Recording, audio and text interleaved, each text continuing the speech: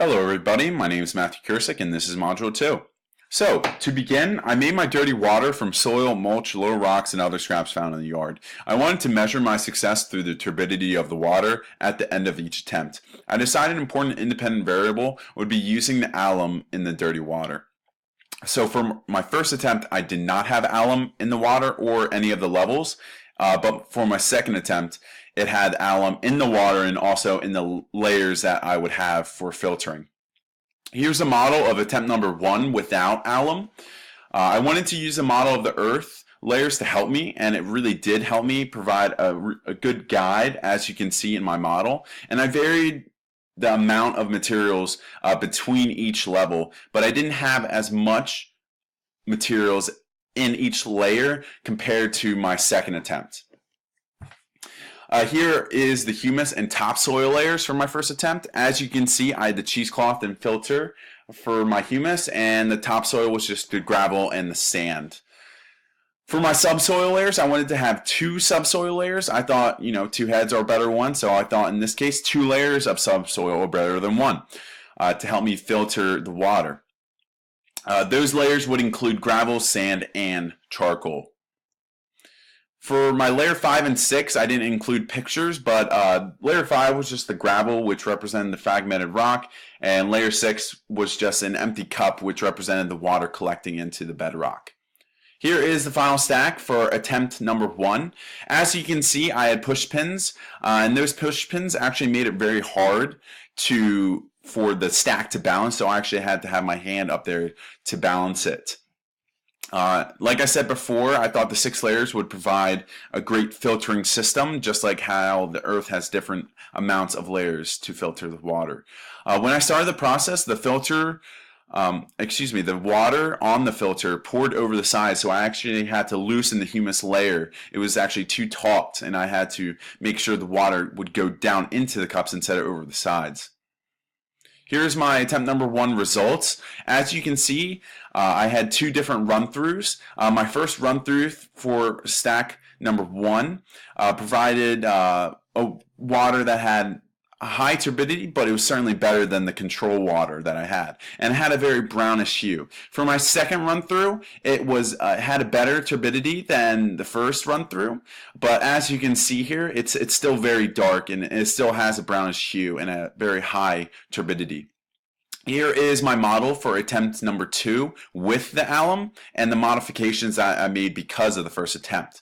As you can see here, I added more of the materials for each layer. For example, I added more filters for my humus layer, and I added more charcoal for some of my subsoil layers. I decided not to use a push pins again, and I actually used sticks to balance it, but they didn't really help me at all. And I actually put the independent variable of alum in the different layers. For attempt number 2, the humus and topsoil layers, I made a little bit of a ditch for the water to sit in, and again it looked just like my first attempt, so it had gravel and sand, but more of it than the first attempt. And then for my subsoil layers, again I had 2, but I put more gravel, sand, charcoal, and alum into both layers. For my 5th layer, I had fragmented rock, but I also put alum into that layer, which you can see at the bottom. And again, layer 6 was just an empty cup, which represented the bedrock. Here's my final stack. As you can see here, the topsoil layer seemed better, but it took longer to filter. The whole process took longer and actually took 15 minutes longer. Less water came out into the bedrock compared to the first time. So I think the reasons why it took longer and less water came out is because I put more of the materials into each layer. So that's why I think it took longer. For attempt number 2, as you can see here, it provided less water, but the turbidity of the water was lower than the first attempts. And the water had a blackish hue, which was very interesting. And I think the cause for that was because of the high amounts of charcoal within it. So, and here is a comparison between all 3 for the control, attempt number 1 and attempt number 2. As you can see here, I received more water in attempt number 1, but in attempt number 2, the turbidity was much lower and actually had a different hue to it. And for my continuum breakdown, I'm going to be breaking it down in just 1 second and providing more of an explanation, but I wanted to first say that I used the Fay and Brett's inquiry rubric too to analyze this activity, and I would classify it as a level 2 experiment with the reasons provided. So now let's break down this chart more into depth.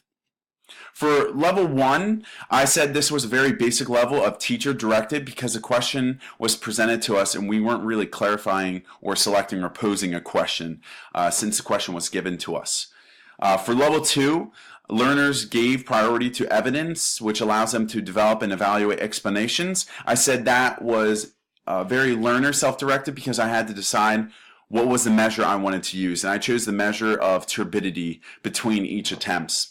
For the third level, I chose student directed because we chose how to formulate our explanation, how we approach discussing our evidence through the PowerPoint and the screencast.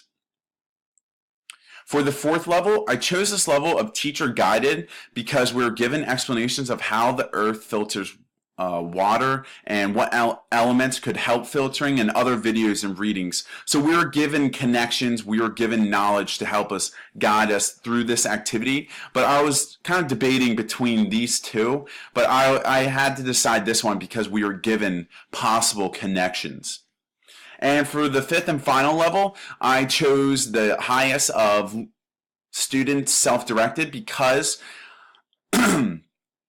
we were not coached in developing our own explanation. It was all on ourselves since we're here at home. And we decided what to explain and how we would justify our evidence. So thank you, and I look forward to hearing our feedback. Thank you, and have a great day.